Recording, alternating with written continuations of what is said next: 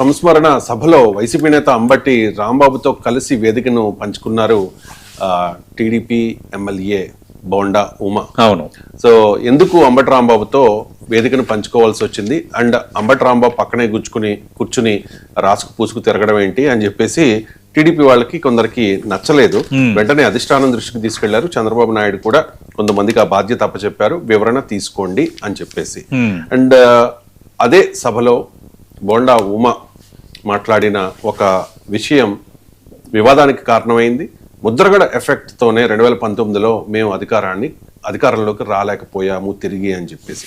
ఒకసారి బయట ఉంది, ప్లే చేయండి. ఆయన చేసిన ఉద్యమ ఫలితం 2019లో అధికార మార్పిడి జరిగిందని కూడా తెలియజేస్తా ఉన్నాం. మేము అధికారం కోల్పోయాం 2019లో. ఆ 2019లో మేము అధికారం కోల్పోవడానికి ముఖ్యమైన కారణం ముద్రగడ్డ పద్మనాభం గారి ఉద్యమం అని కూడా తెలియజేస్తా ఉన్నాం. ఆయన చేసిన సో వివరణ అడిగారు. బోండా ఉమ కూడా కాస్త ఘాటుగా స్పందించినట్టుగా మనకున్న సమాచారం. ఎవరో తప్పు చేస్తే వాళ్ళని ఎప్పుడూ అడగలేదు, బహుశా కేసునేని చిన్ని ఇష్యూ అయ్యి ఉండొచ్చేమో, వాళ్ళకు లేని వివరణలు నన్ను ఎందుకు అడుగుతూ ఉన్నారు అంటూ bonda Uma of the record అసహనం వ్యక్తం చేసినట్టుగా మనకున్న సమాచారం. సో అంటే బోండా ఉమ తీరు మీద కొంతమంది టీడీపీ నాయకులు కూడా రియాక్ట్ అవుతూ ఉన్నారు. ఎస్విఎస్ఎన్ వర్మ పిఠాపురం మాజీ ఎమ్మెల్యే రియాక్ట్ అయ్యారు బోండా ఉమ వ్యాఖ్యల మీద. అది ఆయన వ్యక్తిగతమేమో అన్నారు. ఒకసారి బయట చూద్దాం. ఇక 2019 ఓటమికి కారణాలు ఏదైతే చెప్పారో బోండా ఉమ గారు, అది ఆయన యొక్క వ్యక్తిగత అభిప్రాయం.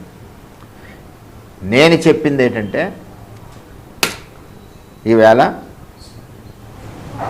నిజంగా నిస్వార్థంగా ఇచ్చిన మాట ప్రకారం కాపుల కోసం పనిచేసిన వ్యక్తి చంద్రబాబు నాయుడు గారు. కాపు రిజర్వేషన్లో అవునండి, ఈడబ్ల్యూఎస్లోంచి కాపు కార్పొరేషన్ అవునండి, విదేశీ విద్య అవునండి, స్వయం ఉపాధి అవునండి, కాపు భవనాల నిర్మాణం అవునండి, ఇన్ని ఉన్నాయి. ఒకటి మీరు చెప్పుకోగలరా జగన్మోహన్ రెడ్డి గారు? లేదు. అల్టిమేట్గా ఏంటంటే పద్మనాభం గారు స్వర్గస్థులయ్యారు. ఆయన గురించి ఎవరో కూడా తప్పుగా మాట్లాడకూడదు. ఆయన ఆ కమ్యూనిటీ గురించి పోరాడిన మాట వాస్తవం, అందులో తేడా లేదు. ఏదైనా ఆ కమ్యూనిటీకి చేసిన వ్యక్తి చంద్రబాబు నాయుడు గారు, ఇది వాస్తవం, ఇందులో తేడా లేదు.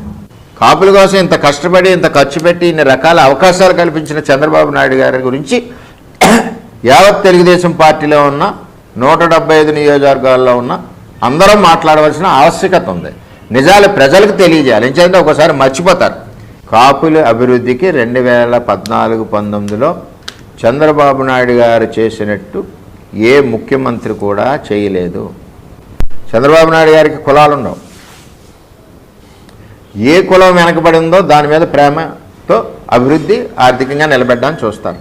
చంద్రబాబు నాయుడు ఒక్కడే కాపుల కోసం పెద్దపీట వేసిన నాయకుడు చంద్రబాబు నాయుడు గారు. అటు రిజర్వేషన్లో కానీ, ఇటు కాపు కార్పొరేషన్ నిధుల్లో కానీ, విదేశీ విద్య ఇవ్వడంలో కానీ, అలాగే స్వయం ఉపాధి యూనిట్స్ ఇవ్వడంలో కానీ, కాపు భవనాల నిర్మాణంలో కానీ, ఇన్ని రకాలుగా చంద్రబాబు నాయుడు గారు మరి కాపులకి అండగా నిలబడ్డ నాయకుడు చంద్రబాబు నాయుడు. 2019 ఓటమికి కారణాలు ఏదైతే చెప్పారో బాగుంది. రైట్. అంటే చాలా మంది కాపులు పార్టీలకు అతీతంగా సతీష్ గారు రియాక్ట్ అవుతూ ఉన్నారు. మీరు కూడా అబ్జర్వ్ చేసి ఉంటారు. కొన్ని కాపు వాట్సాప్ గ్రూప్స్ లో, ఫేస్బుక్ పేజెస్ లో చాలా మంది ఓపెన్ గా చెప్తూ ఉంటారు. కాపులు అంటే కాపుల సభ, అంబటి రాంబాబు కాపు, బోండా ఉమ కాపు, చనిపోయింది ముద్రగడ పద్మనాభం, ఆయన సంస్మరణ సభ, అది ఆయన కాపు. అక్కడ కలిస్తే తప్పేంటి? ఇది వాస్తవమే కదా. 2019 ఎన్నికల్లో టీడీపీ ఓడిపోవడానికి ముద్రగడ సెగే కదా, కాపు సెగే కదా తగిలింది అని చెప్పేసి. సో ఏమంటది? రైట్. ముందు ఆ టాపిక్లకు వెళ్లే ముందు పిఠాపురం మాజీ ఎమ్మెల్యే వర్మ కామెంట్స్ ముందు రెస్పాండ్ అవుతాను. ఎస్విఎన్ వర్మ, కాపులకి తెలుగుదేశం పార్టీ ప్రభుత్వం చాలా చక్కగా చేసింది అంటున్నారు. సరే, తెలుగుదేశం పార్టీ నేత, ఆ పార్టీ మాజీ ఎమ్మెల్యే కాబట్టి కాపుల కోసం మేము కట్టుబడి ఉన్నాము, మేము చేస్తున్నామని ఆయన మాట్లాడడం కరెక్టే. కానీ బోండా ఉమా వ్యాఖ్యలను ఆయన ఖండించడానికి ఆయనకు అర్హత లేదు. వ్యక్తిగతం అంటూ ఉన్నారు. ఇప్పుడు అంటే వ్యక్తిగతం అంటూ ఉన్న వర్మ ఏంటంటే ఫేస్ సేవింగ్ కోసం మాట్లాడుతున్నట్టుగా ఉంది. వ్యక్తిగతం అని చెప్పి బోండా ఉమా చెప్పాలి. ఎందుకంటే యాక్చువల్ గా పిఠాపురంలో పవన్ కళ్యాణ్, జనసేన ఎమ్మెల్యేగా ఉన్న పవన్ కళ్యాణ్ డిప్యూటీ సీఎం అయ్యారు. అలాగే కూటమి రావడానికి ఆయన కీలకంగా వ్యవహరించారు. కూటమి ప్రభుత్వం ఖచ్చితంగా రావాలన్న కృత నిశ్చయంతో 21 సీట్లకే పరిమితం అయ్యారు. సీట్లు తగ్గించుకున్నారు. ఇన్ని త్యాగాలు కొంత చేసిన తర్వాత కూడా కొంత అరమరికలు ఉన్నాయి, తర్వాత కూటమన్నకు అరమరికలు ఉంటాయి, కొంచెం సర్దుబాట్లు ఫైట్లు కామన్ గా ఉంటాయి.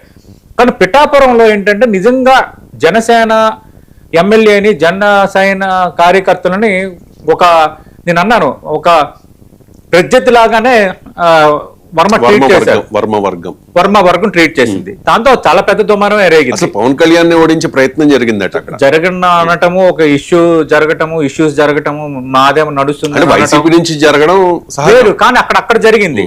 జరిగిన తర్వాత ఇంకా చాలా పెద్దదైన తర్వాత తెలుగుదేశం పార్టీ అధిష్టానం ఇదేదో కొంప ముంచేటట్టుగా ఉంది, చేతులు